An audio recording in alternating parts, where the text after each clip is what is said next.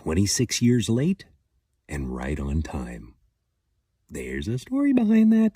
This is your daily message from Chad number 1157 to upgrade your mental game today by telling yourself a better story. Because the most important story you hear is the story you tell yourself. This message is dedicated to Bob Sheppard. You can get a free copy of my book, The Most Powerful Story in the World, by going to fromchad.gumroad.com. The transcript of this message and hundreds of others are always available at www.fromchad.com. Here's the upgrade. You think it's too late, but upgraded thinking knows the mind of love has his own timetable. Here's the story. This month, Bob Sheppard from Long Beach, California, walked out to his mailbox. There was one piece of mail that day, a weathered postcard, soft at the corners like it had been handled by time itself. He turned it over. The postmark on the front was from Copenhagen, Denmark, dated July of the year 2000. The message was short, quote, "Flying in, we saw lots of water and green land everywhere," end quote. And it was signed M and D, Mom and Dad, his parents, John and Joanne. By the time the card reached Bob's hand, both of them were gone. His mother had passed about 4 years ago. His father, an Army veteran, died 6 years ago during the pandemic. And when the hospital rules meant his son never got to say a proper goodbye, that one still haunts him, he says. His parents were travelers. They went to Easter Island, the Galapagos, Africa.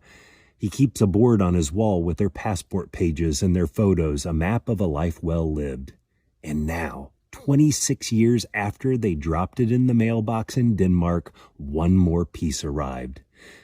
The likely explanation is ordinary. The card slipped behind something in a postal facility, fell out of a bin, got rediscovered decades later, and forwarded because Bob still lives at the same address.